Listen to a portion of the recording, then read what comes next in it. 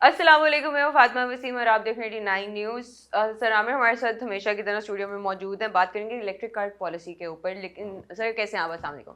जी, मैं बिल्कुल ठीक हूँ। आप कैसी हैं मैं फ़ातिमा? ठीक हूँ सर। इलेक्ट्रिक कार पॉलिसी अब इंट्रोड्यूस होने जा रही है और उसके अलावा अगर देखा जाए तो काफ़ी साल पहले मतलब कि पिछले कुछ चंद सालों में इलेक्ट्रिक कार्स के ऊपर इन लोगों ने काफ़ी लोग आना शुरू हो भी गए हैं। Do you think it's gonna work on? अच्छा देखिए, एक है इलेक्ट्रिक कार पॉलिसी और एक ऑटो पॉलिसी। आप इलेक्ट्रिक कार पॉलिसी को ऑटो पॉलिसी से इंगेज कर सकते हैं। बेसिकली ऑटो पॉलिसी पूरी दुनिया ने बड़ी तेज़ी से स्विच करना शुरू कर दिया है कि वो फ्यूचर की जो कार होगी वो इलेक्ट्रिक कार होगी।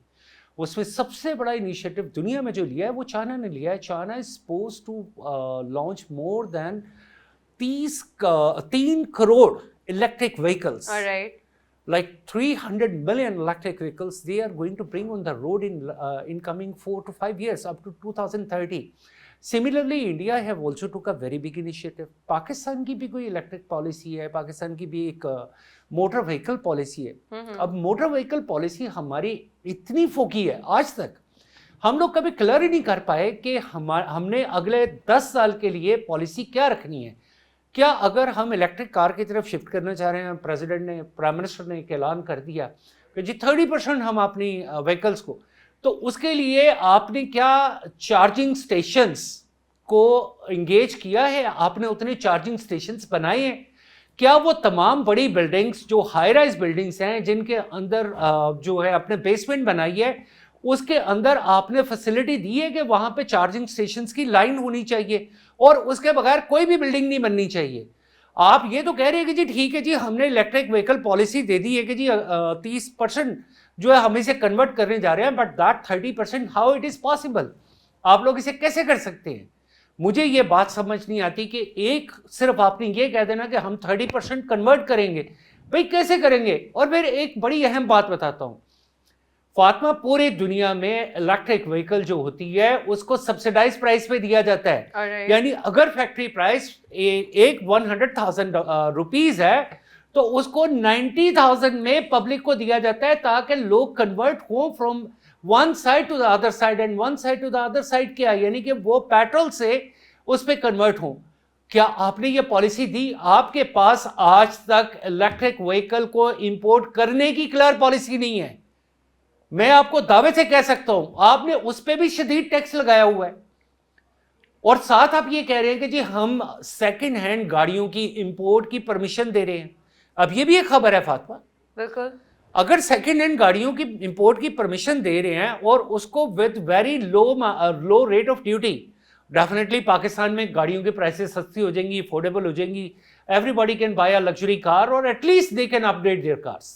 बट सर आपको लगता है कि जो डर्टी एग्जम्पशन ऑन इम्पोर्टेंट कार्स इन्होंने लगाया हुआ है वो लोगों के लिए फायदेमंद है क्योंकि एवरीबडी कांट अफोर्ड? देखिए, आपने आपको नंबर 1 तो वो टैक्स होना ही नहीं चाहिए क्योंकि आप ग्रीन एनर्जी की तरफ जा रहे हैं। एक तरफ आपने सोलर पे पॉलिसी रखी हुई है कि 0% टैरिफ। क्यों?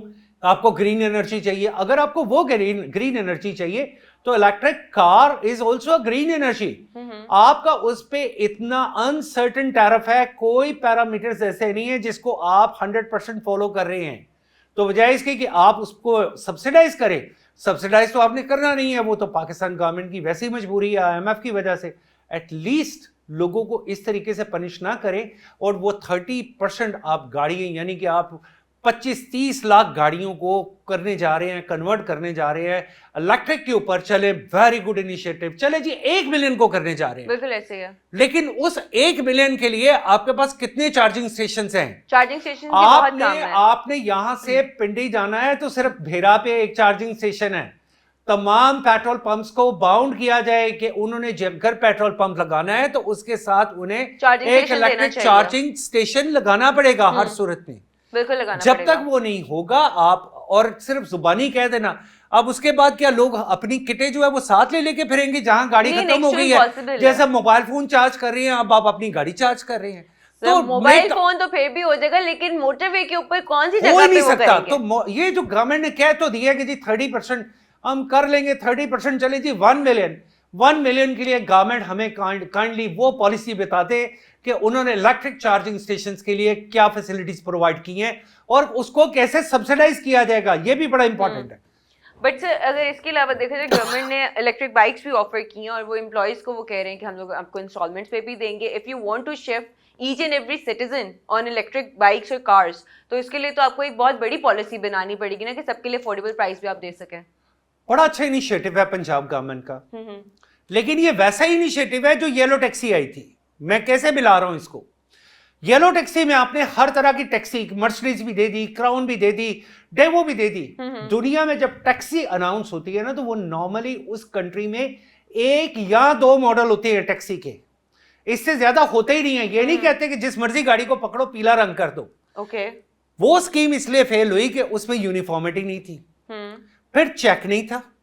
आज आप इलेक्ट्रिक व्हीकल्स देना, इलेक्ट्रिक बाइक्स देना चाह रहे हैं, वेरी गुड आइडिया। अब इसमें पंजाब गवर्नमेंट, मैं आप लोगों को एक अपील करूंगा, जो भी आपके डिसीजन मेकर हैं, प्लीज आंखें बंद करके फैसला ना करें। क्या आपने पाकिस्तान में, पंजाब में पब्लिक एंड प्राइवेट पार्टनरशिप में कोई 2, 3, 4 लोकल मैन्युफैक्चरिंग प्लांट, मैं बार बार कहता हूं manufacturing plant, don't tell me the assembling plants, क्या आपने यहां पे एस्टेब्लिश किए? क्या वो इलेक्ट्रिक व्हीकल लोकल होनी चाहिए या नहीं होनी चाहिए? क्या वो इंडस्ट्री पाकिस्तान के अंदर लगनी चाहिए या नहीं लगनी चाहिए? राइट। ऐसे ना करें आप, ये कह दें जी ठीक है अवाम को दिखाने के लिए। ये वोटों वाली पॉलिसी जो है ना फातिमा, ये बड़ी डिफिकल्ट है।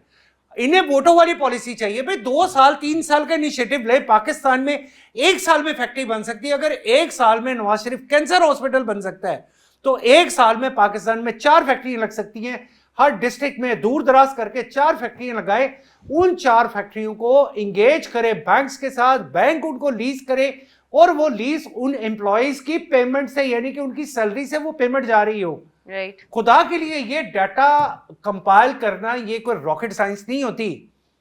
वो जो डिसीजन मेकर्स आपके पास बैठे होते हैं, जो बड़े डिसीजन मेकर्स बैठे होते हैं, वो ये समझते हैं कि वो अकेले कुल है। It is a cycle of business. क्या आपको ये भी बात समझ नहीं आ रही, या आपको ये बात समझाने वाले नहीं है या समझाना नहीं चाहते हैं? इमीडिएटली ये इलेक्ट्रिक मोटर बाइक्स इंपोर्ट की जाए, लोगों में तकसीम की जाए, वोट बैंक बन जाए बस कि ये पिंक येलो बाइक्स हमने दे दी। बट सर उसमें भी इंस्टॉलमेंट्स हैं, आपको कोई किस्त देनी है पहले, बिल्कुल हो, कोई मसला नहीं है। लेकिन वो इलेक्ट्रिक बाइक जो इस वक्त मार्केट में जिस प्राइस पे बेची जा रही है, लाइक मोर देन $500, अगर वो पाकिस्तान में बनेगी तो वो $200 की कॉस्ट है।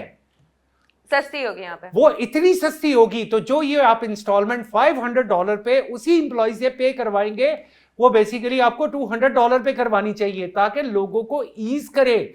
खुदा के लिए लोगों को ईज करे।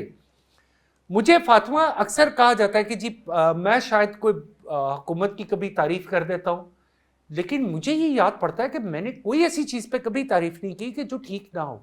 बिल्कुल ऐसे ही है। अगर ये पॉलिसी आ रही है, this should be in the public. इस पे डिबेट कहाँ हुई है? कौन सी असेंबली में डिबेट हुई है?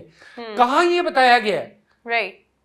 इतना बड़ा डिसीजन कर लेना अच्छी बात है, आप लोग डिसीजन करें, but the decision should be on some ground.